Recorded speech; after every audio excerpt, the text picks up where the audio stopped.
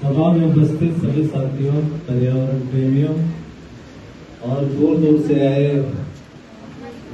पर्यावरण लोक मंच ज्ञान विज्ञान समिति के कार्यकर्ता और सदस्य साथियों, आप सभी का बहुत बहुत अभिनंदन और आयोजक साथियों को बहुत बहुत बधाई। इतना बढ़िया कार्यक्रम आयोजित किया है जहाँ पर चीजों के बारे में हम पर्यावरण संकट के बारे में चर्चा कर रहे हैं। समय की सीमा को ध्यान में रखते हुए मैं कोशिश करूंगा कि बहुत संतुलित रूप में और संक्षेप तरीके से बात रखूं। साथियों, जब हम यहाँ पर्यावरण संकट पर बात कर रहे हैं, उसी समय इस घर से ही बाहर हमारी धरती आग उगल रही है। अमेरिका ईरान का युद्ध चल रहा है और साथ में पूरी दुनिया में बीमारी, पर्यावरण की तबाही, संकट, इस तरह की चीजें हमारे सामने आ रही हैं। मेरी बात रखने में मेरे से पहले साथी दिनेश या डॉक्टर रवि चोपड़ा, डॉक्टर उमा भट्ट या डॉक्टर जगदीश ने जो बात रखी उसमें काफी मदद हो जाएगी।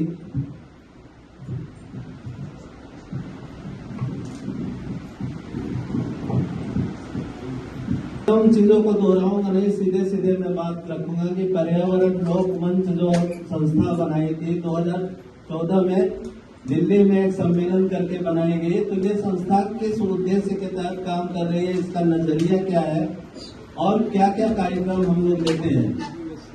कारण यह है कि जो भी समस्याएं हैं, पर्यावरण की समस्या इतनी ज्यादा विकराल है कि सूर्य से लेकर पहाड़ तक और हमारी जिंदगी से लेकर पूरे जीव जंतुओं की जिंदगी, पेड़ पौधों की जिंदगी, पूरी धरती उसकी चपेट में आ जाती है। तो इसे समझने जानने के लिए हमें कहाँ से शुरू करना पड़ेगा, कहाँ तक अंत करना पड़ेगा, इसके लिए जरूरी है कि इसके नेचर को समझा जाए। इसलिए पर्यावरण लोक मंच का जो नजरिया है उसे दो शब्दों में हम व्यक्त कर सकते हैं। एक है होलिस्टिक अप्रोच और दूसरा है क्लास आउटलुक।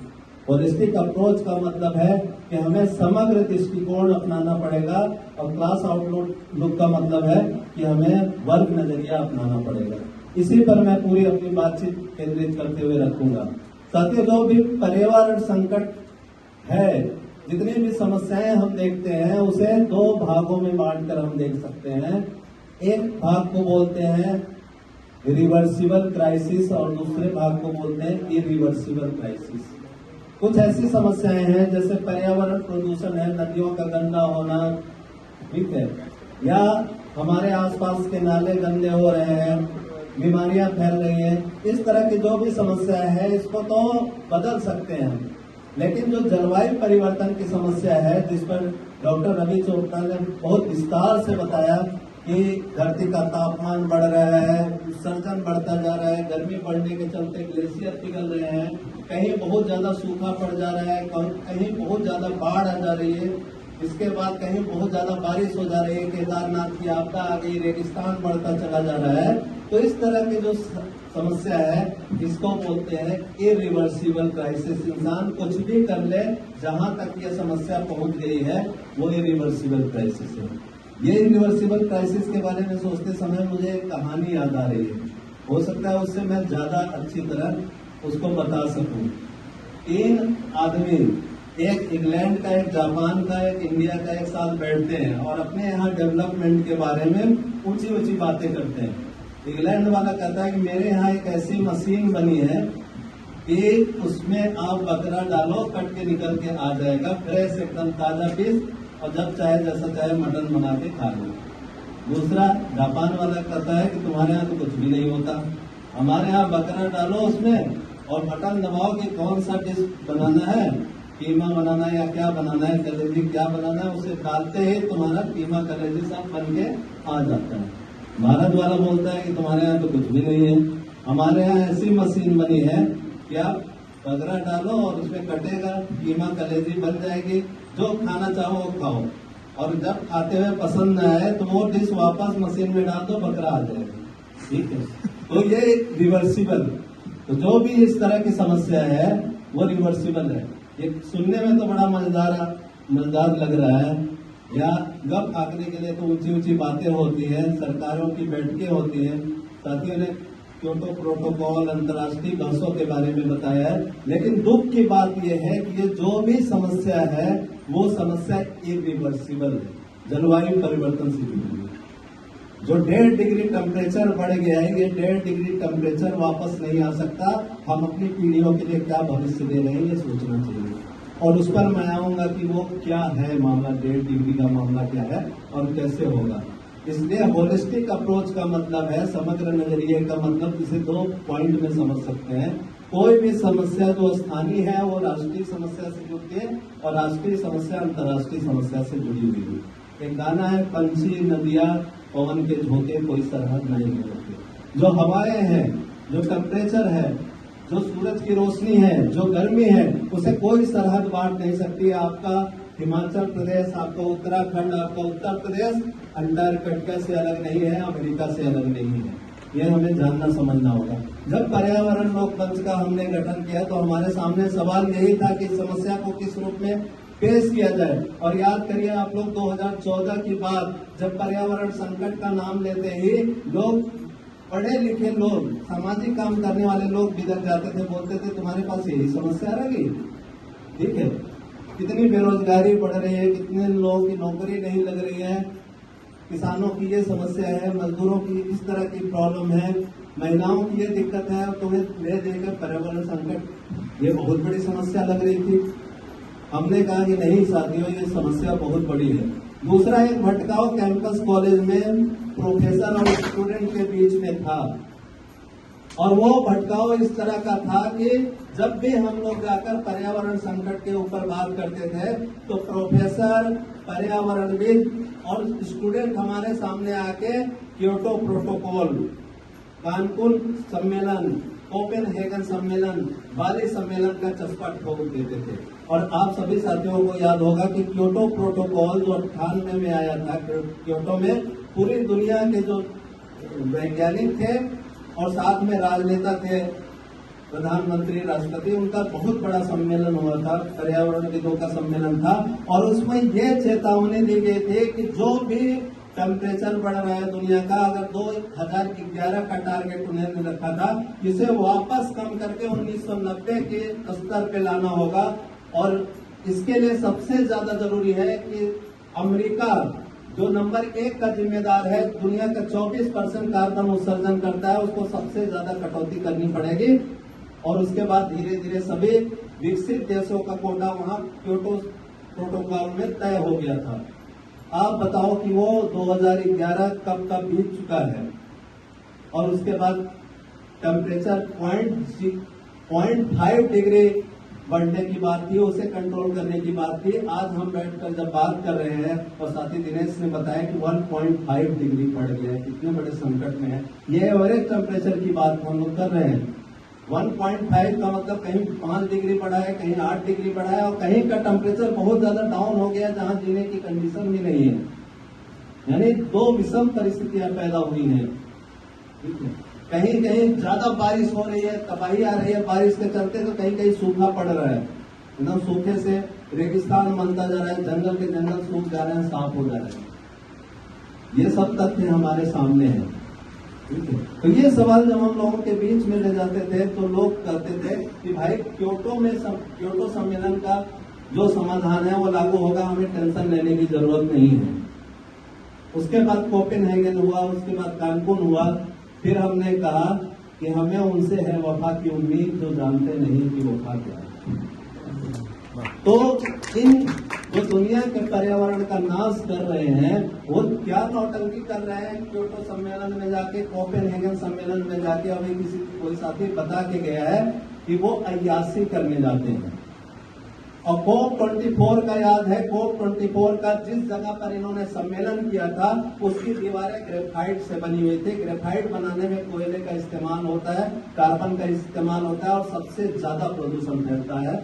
ये वो लोग हैं जो पर्यावरण के समाधान के नाम पर पर्यावरण का सबसे ज्यादा सत्यानाश करते हैं।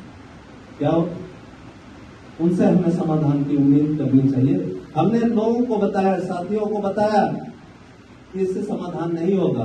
साथियों, रहनुमाओं की अदाओं पर फिदा है दुनिया, इस बहती दुनिया को संभालो यारों।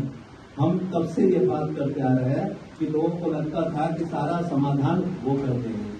अब एक ऐसी घटना के बारे में जिक्र करूंगा जो सदी का सबसे बड़ा नाटक अगर ट्रंप और मोदी को छोड़ दें तो वो कहा जाएगा, वो है एक्सन मोबिल की घटना। एक्सन मोबिल अमेरिका की सबसे बड़ी और दुनिया की सबसे बड़ी पेट्रोलियम कंपनी है। दुनिया के पेट्रोलियम कारोबार का सबसे बड़ा हिस्सा इसके पास है। इसके पास इतनी एडवांस टेक्नोलॉजी है कि उतनी एडवांस टेक्नोलॉजी किसी के पास नहीं है। मैं एक उदाहरण दूं, अभी विवेक अग्रवाल जो बहुत बड़े इंडस्ट्रियलिस्ट हैं, उन्होंने लेख लिखा था बिजनेस स्टैंडर्ड में और उन्होंने बताया था कि हमें दूसरे देशों के पेट्रोलियम की जरूरत नहीं है। भारत 88% पेट्रोलियम की जरूरत अपनी पूरी करता है मध्य एशिया से तेल का आयात करके। हमें उसकी जरूरत नहीं क्योंकि हमारे पास पेट्रोलियम बहुत ज्यादा है। वो बात सही है, हमारे पास पेट्रोलियम बहुत ज्यादा, इतना ज्यादा पेट्रोलियम है कि पूरी दुनिया को हम कर सके। लेकिन वो पेट्रोलियम लिक्विड फॉर्म में नहीं है, वो पेट्रोलियम है रॉक फॉर्म में, चट्टानों के अंदर दबा हुआ। और उस चट्टान से पेट्रोलियम निकालने की टेक्नोलॉजी एक्सन मोबिल के पास है, जिसकी घटना मैं अभी बताऊंगा, जिसका नाटक सदी का सबसे बड़ा नाटक माना जाएगा। और कितने ज्यादा टर्मिनोलॉजी पर्यावरण के ऊपर निकले हैं। अगर पर्यावरण के साथी यहाँ बैठे हुए हैं तो मैं उनको बताऊंगा कि कितने कितने टर्मिनोलॉजी एक्सन मोबिल के काम से निकले हैं। तो वो एक्सन मोबिल है जो चाहे भारत में हाथ लगा दे तो भारत सबसे ज्यादा तेल उत्पादक देश बन जाएगा। अब तक सरकार हमारी मना करती रही क्योंकि अमेरिका की ये टेक्नोलॉजी लेने का मतलब हम सीधे सीधे अमेरिका के गुलाम बनना है। लेकिन अब भाजपा सरकार अलाउ करने की तैयारी में है। ये एक सूचना के तौर पर एक्सन मोबिल ने 1980 में एक कमेटी बनाई वैज्ञानिकों की, और वो वैज्ञानिकों की कमेटी थी जिसे पर्यावरण के ऊपर शोध करके बताना था कि जो पर्यावरण का नाश हो रहा है, जो जलवायु परिवर्तन हो रहा है, उसके पीछे कारण क्या है। जब वैज्ञानिकों की कमेटी ने रिपोर्ट पेश की और उस रिपोर्ट में सबसे बड़ी जिम्मेदारी खुद उसी एक्सन मोबिल की निकल के आई जिसने पर्यावरण के ऊपर कमेटी बनाई थी। तुरंत उस पर पर्दा डालने का काम एक्सन मोबिल के मैनेजमेंट ने किया और जितने वैज्ञानिक उसमें कमेटी में लगे हुए थे उनका ट्रांसफर किया गया। उनका मुंह बंद करने के लिए बहुत सारे लोगों को ऊंचे पोस्ट पर प्रमोट कर दिया, मैनेजिंग डायरेक्टर तक बना दिया। बहुत सारे वैज्ञानिक असंतुष्ट हुए और उन्होंने कंपनी छोड़ दी और कंपनी को एक्सपोज करना शुरू किया। 1990 की घटना है, तब तक कंपनी काफी ज्यादा एक्सपोज हो गई थी। लेकिन कंपनी एक्सपोज होने से पहले उसने क्या क्या कारनामे किए उसके बारे में एक सूची बता दें। वो कंपनी जो पर्यावरण का कारण पता करने का काम कर रही थी, उसी कंपनी ने दुनिया भर में 48 वेबसाइट बनाई है जो पर्यावरण संकट से इनकार करने का काम करती हैं। ये 48 वेबसाइट, आप किस वेबसाइट पे कब कहां चले जाओगे और किस भ्रम के शिकार हो जाओगे आपको पता नहीं है। आपको पता नहीं है कि वो एक्सन मोबिल की वेबसाइट है। इसी तरह 100 से बड़ी संस्थाएं एक्सन मोबिल ने पूरी दुनिया में, भारत सहित पूरी दुनिया में बनाया जो पर्यावरण संकट से इनकार करती है। और वो क्या क्या इनकार करते हैं इसके बारे में भी मैं बताऊंगा। तो ये सदी का सबसे बड़ा नाटक और सबसे बड़ी ट्रेजेडी है साथियों। और इसको एक्सपोज किया जिन वैज्ञानिकों ने, उन्होंने एक संस्था बनाई एक्सन नो। एक्सन नो मतलब एक्सन को जाने, आइए जानते हैं। और यहीं से एक टर्मिनोलॉजी बनाओ जिसे बोलते हैं इन्वायरमेंट डिनायलिज्म, यानी पर्यावरण की समस्या से ही इनकार कर दो। इस तरह की समस्या है दुनिया में। दूसरा शब्द एक बना ग्रीन वॉशिंग। जैसे ब्रेन वॉशिंग होता है उसी तरह ग्रीन वॉशिंग, यानी आप समझ रहे हो कि आप पर्यावरण के ऊपर बहुत ज्यादा चिंतित हो और चिंता में दुबले पतले होते जा रहे हो। पता चलता है कि आप उनके जो प्रोजेक्ट है उसके ऊपर आप काम कर रहे हो, एक्सन मोबिल के प्रोजेक्ट पर काम कर रहे हो। इतनी खतरनाक बात है। पहला उसने काम किया पर्यावरण से इनकार करने वाला, वो काम किया, बताया कि जो भी पर्यावरण संकट है, ये जो हमारी अर्थ है, हमारी धरती है, इसका साइकिल है। ये साइकिल चलता है, कभी हिम युग आता है, कभी गर्म युग आता है, कभी प्रलय आ जाता है। इस तरीके से ये धरती अपना रूप बदलती रहती है। आज जो टेम्परेचर बढ़ रहा है तो कल के लिए कहीं हिम युग भी आ सकता है, तो इससे घबराने की जरूरत नहीं है।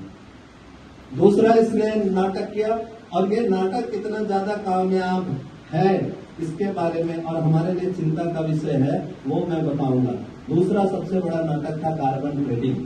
कार्बन ट्रेडिंग की घटना मैं बताऊं, हम साथी मेरठ के सुभारती यूनिवर्सिटी में पर्यावरण के ऊपर कार्यक्रम करने के लिए गए और वहां जब इन्वायरमेंट के डिपार्टमेंट में गए और इन्वायरमेंट की मैडम से मिले तो उन्होंने पहले तो हमारा वेलकम किया चाय समोसे से कि आइए सर आप पर्यावरण के ऊपर काम कर रहे हैं, मैं भी पर्यावरण की फैकल्टी हूँ, बहुत बढ़िया है। जब हमने चिंता जाहिर करनी शुरू की तो उन्होंने कहा हम लोग भी बढ़िया काम कर रहे हैं। मैंने कहा आप क्या काम कर रहे हैं बताइए, फिर साथ मिलकर काम किया जाए। बोले कि हमने अभी प्रोजेक्ट आया था अमेरिका से और भारत में हमने कॉलेज वालों ने मिलकर 100 पेड़ लगाए हैं। मैंने कहा इससे गंदा काम आपने कोई नहीं किया, ठीक है। बहुत चक्की रह गए। मैंने कहा 5 मिनट दीजिए, आप एकदम कन्विंस हो गए। मैंने कहा कार्बन ट्रेडिंग का नाम आपने सुना है? बोले नहीं, मुझे नहीं पता। मैंने कहा कार्बन ट्रेडिंग है ये हमारी बिना जानकारी में। अमेरिका 24% उत्सर्जन करता है और वहां पर कमिट करके आया है कि मैं उस उत्सर्जन में कटौती करूंगा और वो कटौती कर रहा है अपने उत्सर्जन में कार्बन ट्रेडिंग के जरिए। कार्बन ट्रेडिंग का मतलब है कि भारत में पेड़ लगाया जाएगा और बदले में उसका क्रेडिट अमेरिका खरीदेगा। अमेरिका $100 देके 10 पेड़ लगाने का क्रेडिट खरीदेगा। तो आपने जो 100 पेड़ लगाए हैं वो आपने नहीं लगाया, वो अमेरिका ने लगाया है और उसके उत्सर्जन में कटौती होकर वो पास हो जाएगा दुनिया में, वो उसकी छवि साफ सुथरी हो जाएगी। और भारत जो 5% उत्सर्जन कर रहा है उसका 5% से बढ़ के 7% और 10% पहुंच जाएगा, जबकि हम भारत के लोग पेड़ लगा रहे हैं। ये पेड़ लगा के हम अमेरिकी साम्राज्यवाद का, ट्रंप जैसे और बाइडेन जैसे लोगों की मदद कर रहे हैं। मोदी जी आप एकदम सही बात कर रहे हो, मुझे ये जानकारी नहीं थी, न तो कोई बताता है। आप साथियों देखो होलिस्टिक अप्रोच क्या होता है, समग्र दृष्टिकोण क्या है कि हमारे कॉलेज कैंपस में पर्यावरण सब्जेक्ट पढ़ाने वाले मैडम और प्रोफेसर, उन्हें ये नहीं बताया जाता कि इसके लिए कौन सबसे बड़ा जिम्मेदार है, कौन है वो। हमें वो अप्रोच नहीं, समग्र तरीके से सोचना नहीं सिखाया जाता है। दूसरा पहलू इसका ये है कि राजनीतिक, आर्थिक, पर्यावरण, सामाजिक, सांस्कृतिक समस्याएं सब एक दूसरे से जुड़ी हुई है। हमें यह बताया जाता है कि एक पेड़ लगाओ, पेड़ बचाओ। हमें यह बताया जाता है कि कछुआ लगाओ, कछुआ बचाओ। मैं ये नहीं कर रहा हूँ, नहीं लगाना चाहिए, मैं खुद बहुत शौकीन हूँ। 1.5 साल पहले मेरे पिताजी ने बुलाया घर पे, बोले कि मुझसे अब खेती नहीं होती है, आम का बगीचा लगाना है। तो मैंने उनके साथ मिलकर एक नहीं 100 से ज्यादा आम के पेड़ लगाए, ठीक है। वो मेरा शौक है, आपका शौक हो सकता है, लेकिन मैं किसी भ्रम में नहीं हूं कि 100 आम का पेड़ लगा के मैं दुनिया के पर्यावरण को बचा लूंगा। क्योंकि जब आप एक आम का पेड़, एक नीम का पेड़, एक बरगद का पेड़ लगाते हैं, उसी समय अडानी 10 लाख बरगद का पेड़ काट देता है, 10 लाख नीम का पेड़ काट देता है। और उस पर अगर हम चुप रहते हैं तो यह हमारे ऊपर सवाल है। आप जिस समय एक खरगोश और एक कछुआ बचाते हो, 100 एकड़ जंगल काट के हजारों खरगोशों की, हजारों कछुओं की बलि दे देता है। पेड़ काटना क्या होता है? पेड़ काटना क्या होता है? डॉक्टर रवि चोपड़ा जब बता रहे थे तो उसका मैं एहसास कराता हूँ पेड़ काटना क्या होता है। एक एक पेड़, जंगल और बगीचे में जो अंतर है उसे समझिए। आदमी जंगल नहीं उगा सकता, जंगल नेचर उगाता है। हम बगीचा उगा सकते हैं, पार्क बना सकते हैं। जंगल लाखों साल में डेवलप हुआ है, एक इकोसिस्टम है जिसमें कीड़े मकोड़े, चिड़िया, गौरैया, शेर, बाघ एक दूसरे के साथ सबका जुड़ाव है। एक एक पेड़ पर हजारों हजार पक्षियों का घोंसला है जिसको काट के आप तबाह कर देते हो और एक बार भी नहीं सोचते हो। ये है पेड़ काटना, उसको कभी भी हम नहीं बना सकते। ये इरिवर्सिबल क्राइसिस है, जंगल नहीं उगाया जा सकता, कोई भी आज तक जंगल नहीं उगा पाया है। वो लाखों साल से जो धरती की परिस्थिति थी, उस परिस्थिति में जंगल उगे हैं। उसमें कीकर के पेड़ भी है, सरकंडे भी है, आम के पेड़ भी है, तमाम तरह की वनस्पतियां हैं, जीव जंतु हैं। यानी दुनिया की जितनी भी प्रजातियों के बारे में समझा जा सकता है, जाना जा सकता है, सबके बीच में एक तालमेल है, एक दुनिया है। उस दुनिया को आप उजाड़ देते हैं और आप कहते हैं कि एक खरगोश बचा लो, एक कछुआ बचा लो, एक पेड़ बचा लो। निश्चित रूप से बचाना चाहिए, हमें गौरैया के लिए पानी रखना चाहिए, लेकिन उसी समय अपनी आंखें इसलिए नहीं बंद कर लेनी चाहिए कि विकास के नाम पर अडानी और अंबानी को ये ठेका दिया गया है। डॉक्टर रवि चोपड़ा ने एकदम सही सवाल किया था कि हमें उस विकास पर सवालिया निशान लगाने की जरूरत है। विकास क्या है? मैं सिंपल तरीके से बताऊंगा। हमें गेहूं से समझना चाहिए और गेहूं की रोटी से समझना चाहिए विकास क्या है। आज से 100 साल पहले, या ज्यादा दूर नहीं जाते हैं, 25 साल पहले आप लोगों ने बचपन में भी देखा होगा, और जो साथी सीनियर साथी यहाँ बैठे हुए हैं वो अच्छी तरह जानते हैं कि जब पुराने समय में गेहूं पैदा होता था, किसान पैदा करते थे, तो वो नेचर की बारिश होती थी, बारिश से पैदा करते थे, न कोई पेस्टिसाइड न कोई उर्वरक। और वो गेहूं पैदा होने के बाद पिसने के लिए कहा जाता था, पहले तो चक्की में पिसता था, फिर राते में पिसता था, फिर चक्की आई। आज क्या हुआ उसके बदले में? आज अडानी का आशीर्वाद आता है, तो फलाना आता है, और इतने तक ही नहीं रुका, उसकी जगह पर ब्रेड, चिप्स, कोको कोला आ रहे हैं। ये क्या है? चिप्स की पैकेजिंग, ब्रेड की पैकेजिंग, पॉलीथीन का इस्तेमाल। और दूसरी तरफ जब हमने अपने शरीर के दम पर शारीरिक श्रम करके उसे पैदा किया, उसकी जगह हमने मशीनों का इस्तेमाल किया, उसके प्रचार में विज्ञापन का इस्तेमाल किया गया। पूरे जो डेवलपमेंट का पूरा मॉडल है वो पर्यावरण का नाश करने का मॉडल है। चाहे वो फैक्ट्री लगा के आप हवा में लगातार धुआं फेंक रहे हैं, नदियों में गंदा पानी बहा रहे हैं, चाहे कोयला को खोदने के लिए, बॉक्साइट को खोदने के लिए पहाड़ों और जंगलों को उजाड़ रहे हैं, चाहे बिजली बनाने के लिए जो अभी दिखाया गया कि उत्तराखंड के पहाड़ों में बड़े बड़े डैम बनाने का काम कर रहे हैं और पूरे पहाड़ों को छलनी कर दे रहे हैं, जिसके चलते इतनी बड़ी आपदा आई, केदारनाथ की आपदा हम भूल नहीं सकते। और मेरे लिए पर्सनली वो बहुत ट्रेजेडी थी। मैं और साथी प्रवीण और ये साथी थे, हम लोग उससे 1 महीने पहले उसी केदारनाथ घाटी से सुंदरदुंगा की ट्रैकिंग पर गए थे। खूबसूरत ट्रैक था, मजा आ गया था। और मैं लगातार अपने साथ एक डायरी रख के ले जा रहा था, एक एक पल का एक एक पत्ता कैसे गिर रहा है, हमारे साथी कैसे एंजॉय कर रहे हैं। और न केवल फोटोग्राफी में हमने कैप्चर किया, मैं लिख के ले आया था। और वो जमाना फेसबुक का शुरू हुआ था और ब्लॉगिंग का शुरू हुआ था। मेरा एकदम मन था कि एक ब्लॉग बनाऊंगा और फोटो सहित डिस्क्रिप्शन लिखूंगा। और जैसे ही मैं लिखने बैठा, केदारनाथ की आपदा आई। ठीक है, इतनी भयानक आपदा थी कि लाशों से पूरा पहाड़ भर गया। ये मेरे लिए इतना ज्यादा अफसोसजनक था कि ऐसे समय में अपनी ट्रैकिंग की खुशी जाहिर करूंगा। आज वो डायरी बंद है मेरे उसमें, इतना ज्यादा ट्रैजिक था। जब हम लोग श्रीनगर गए उस सम्मेलन में, श्रीनगर के सम्मेलन में, तो हमने देखा वहां कई मकान कई फ्लोर तक डूबे हुए मलबे से, कितने लोगों की लाशें नहीं मिली। ये आपदा विकास का मॉडल के चलते है, वो विकास का मॉडल। और विकास किसके लिए? आदिवासी जंगल में सदियों से रहते आए, स्थानीय समुदाय गांवों में सदियों से रहते आए, वो पेड़ों पर, वनस्पतियों पर, खेतों में उनकी जिंदगी है। वो पत्तल में खाते हैं, मिट्टी के बर्तन का इस्तेमाल करते हैं, कोई प्रदूषण नहीं फैलाते। जो थोड़ा बहुत धुआं वो खाना बनाने के लिए इस्तेमाल करते हैं, पौधे उसे सोख लेते हैं।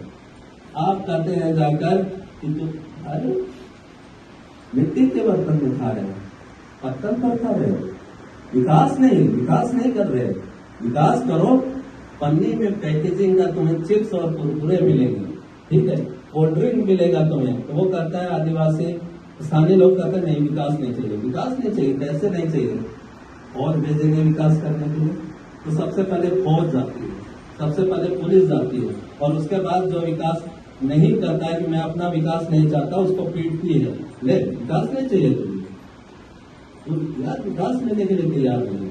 और क्या किया इन्होंने जैतापुर में, क्या किया गोरखपुर में, क्या किया कुडानकुलम में। कुडानकुलम में लोग समुद्र के पानी में इतना गर्दन तक डूबे रहे, हजारों लोग, और वो कह रहे थे कुडानकुलम में हमें ये परमाणु संयंत्र नहीं चाहिए। सरकार ने कहा परमाणु संयंत्र, विकास नहीं चाहते, बिजली नहीं चाहिए, उन्हें लाठीचार्ज करवाया, आंदोलन कर्मियों का दमन किया है, और सब जगह परमाणु संयंत्र लागू किए। साथियों, ये बताने की जरूरत नहीं है कि परमाणु संयंत्र सीधे परमाणु बम है। 3 ऐसी बड़ी घटनाएं हुई हैं, चेरनोबिल, 3 माइल आइलैंड और हिरोशिमा की घटना, जिसके बाद अमेरिका, रूस और जापान ही नहीं, जहां ये तीनों घटनाएं हुई हैं, जितने भी डेवलप कंट्रीज हैं जिन्हें हम साम्राज्यवादी देश कहते हैं, उन्होंने हाथ जोड़ लिया कि हम अपने यहाँ नाभिकीय संयंत्र नहीं लगाएंगे। फिर किसके यहाँ लगाएंगे? फिर भारत में लगाएंगे। वो रूस आके हमारे यहाँ न्यूक्लियर प्लांट लगा रहा है। अमेरिका के हमारे यहाँ न्यूक्लियर प्लांट लगा रही है और बिजली बना के हमें नहीं दी जाएगी। बिजली बना के वो बिजली जाएगी यूरोप, वो बिजली जाएगी चीन, वो बिजली जाएगी अमेरिका। हमारे लिए नहीं है, हमें तो मीठा ख्वाब दिखाया जा रहा है। तो ये है इसकी हकीकत। साथियों, ये हकीकत है कार्बन व्यापार की। एक और हकीकत के बारे में जानना चाहिए। शब्द बहुत ज्यादा उछाले गए, जब हम पेपर पढ़ेंगे और जो पर्यावरण के साथी वो जानते होंगे, इस तरह का एक शब्द है कार्बन फुटप्रिंट। कार्बन फुटप्रिंट के बारे में बताया जाता है कि जैसे आप गीली मिट्टी पर चलते हो तो आपके जूते के निशान, पैरों के निशान पड़ जाते हैं। तो एक ज्यादा भारी आदमी या जिसके पैर ज्यादा बड़े हैं तो उसके निशान ज्यादा बड़े पड़ेंगे। उसी तरीके से अगर कोई आदमी ज्यादा सामानों का इस्तेमाल करता है तो ज्यादा कार्बन उत्सर्जन होता है। ये एकदम झूठ है, सरासर झूठ है। क्या कंपनियां हमसे पूछकर उत्पादन करती हैं? कंपनियां हमसे पूछकर इसका उत्पादन करते हैं कि कपड़ा बनाना, आपको किस तरह के कपड़े पसंद है, किस तरह का खाना खाओगे। अभी हमने देखा कि हमें जबरदस्ती विकास का मॉडल थोपा जा रहा है हमारे ऊपर। एडवर्टाइज करके पे बताया जा रहा है कि किस तरह के आपको प्रोडक्ट चाहिए। तो कार्बन फुटप्रिंट हमें वही चीजें थोपी जा रही है और जबरदस्ती इस्तेमाल कराया जा रहा है। हम उत्सर्जन के लिए बिल्कुल जिम्मेदार नहीं है, कंपनियां जिम्मेदार हैं। इसलिए उपभोक्तावाद मुर्दाबाद का नारा लगाने का कोई मतलब नहीं है। जब तक हम ये नारा नहीं लगाते हैं तो उपभोक्तावाद पैदा करने वाली कंपनियां मुर्दाबाद। इसलिए ये जरूरी है कि समस्या के कारणों को जाना जाए और उसकी गहराई में जाया जाए।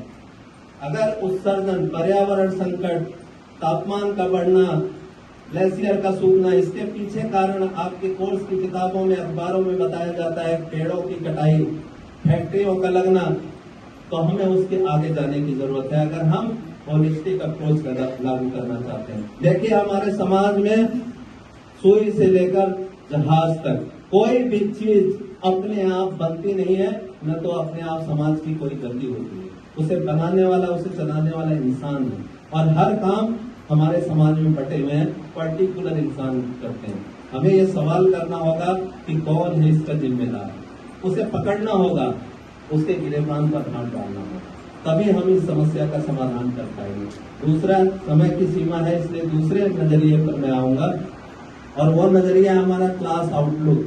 किसी क्रांतिकारी ने कहा था कि जो वर्ग नहीं मानता है उसे ऑस्ट्रेलिया के कंगारुओं के बीच में भेज देना चाहिए, क्योंकि ऑस्ट्रेलिया के कंगारुओं में वर्ग नहीं पाया जाता, बाकी सब में वर्ग है। वर्ग प्रधान विश्व कर ही रहा था, आज पूरी दुनिया वर्ग प्रधान है। क्लास और क्लास आर्थिक आधारों पर बढ़ रही है।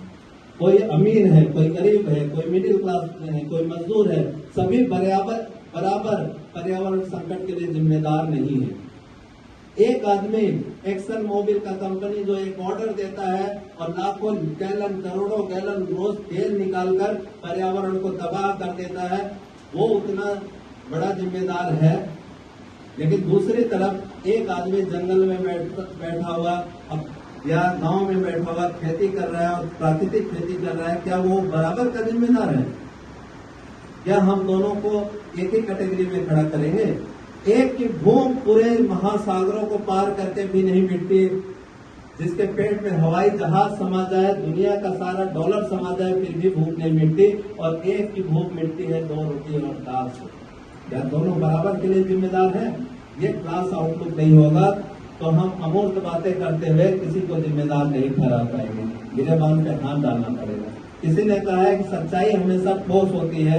अगर डॉक्टर किसी मरीज का इलाज करता है तो वो प्रवचन नहीं देता है कि मलेरिया के इलाज के लिए विटामिन सी और फलाना टैबलेट खा लेना चाहिए। वो इलाज आपका नब्ज पकड़ के आपका इलाज करता है। इसी तरह से जज अगर किसी को सजा देता है तो प्रवचन नहीं देता है। सच्चा जज है कि मुजरिम को कटघरे में खड़ा करके 10 साल 15 साल जेल भेजता है। ये दुनिया को तबाह करने वाले लोगों को कितने साल की आजीवन कैद होनी चाहिए? 4000 साल, 5000 साल, कितनी बार फांसी पर चढ़ाया जाना चाहिए, इसे हमें सोचना है। अगर ये नहीं सोचते हैं तो पर्यावरण पर हम गंभीरता से और समग्र नजरिया लागू करके काम नहीं कर पा रहे हैं। मैं इस और बातें बहुत सारी करनी थी, लेकिन समय सीमा को ध्यान में रखते हुए यही है और पर्यावरण लोकमंच यह नहीं मानता है कि हमें पेड़ नहीं लगाना चाहिए, हमें लेख प्रतियोगिता नहीं करानी चाहिए, क्योंकि हम मानते हैं थिंक ग्लोबली एक्ट लोकली। आप पूरी दुनिया में के बारे में सोचेंगे, लेकिन काम तो वहीं करेंगे जहां आप हैं। ऐसा नहीं कि हम कहीं भी नहीं काम करेंगे, कहीं न कहीं तो काम करेंगे, कहीं न कहीं से शुरुआत करेंगे। एक शुरुआत हम अपने स्कूल से, अपने कॉलेज से, अपने कैंपस से, अपने मोहल्ले से कर सकते हैं, लोगों को प्रेरित कर सकते हैं, पेड़ लगा सकते हैं, पर्यावरण प्रतियोगिता करा सकते हैं। लेकिन हमें यहीं तक नहीं रुक जाना है, हमें लोगों के सामने दुनिया की जो सच्चाई है, पर्यावरण की जो सच्चाई है, उसे समग्रता में रख के, उसे सारे नजरिए के साथ रखते हुए और वर्ग नजरिए के साथ रखते हुए लोगों को प्रेरित करना चाहिए कि आगे बढ़े और इस समस्या का समाधान करें। 2014 में जब नेपाल में एक सार्क सम्मेलन हुआ था, जहां पर साउथ एशियन कंट्रीज के राष्ट्राध्यक्ष आए हुए थे, वहां पर नेपाल के लोगों की पहलकदमी के, नेपाल के संगठनों की पहलकदमी पर पर्यावरण पर जन सार्क सम्मेलन हुआ था। वहां पर हमने एक पर्चा दिया था। उस पर्चे का नारा मैं फिर से याद दिलाना चाहूंगा। उसका नारा था कि पर्यावरण संकट को समाज के आमूलचूल परिवर्तन से जोड़कर देखें और इसे लागू करें। इसका मतलब है सारी समस्याएं एक दूसरे से जुड़ी हुई है। हम पर्यावरण पर काम करने वाले साथी, वो किसान आंदोलन के साथ भी खड़े हैं, मजदूर आंदोलन के साथ खड़े हैं, सभी को मिलकर काम करना चाहिए। हम एक गाने के साथ, तेरा गम मेरा गम एक जैसा सनम, हम दोनों की एक कहानी, आजा मिल जा गले दिल जानी, एक गाना है। तो सबका गम सबका दुख एक साथ है, तो हमें सबके साथ खड़ा होना चाहिए और समग्र तरीके से काम करना चाहिए।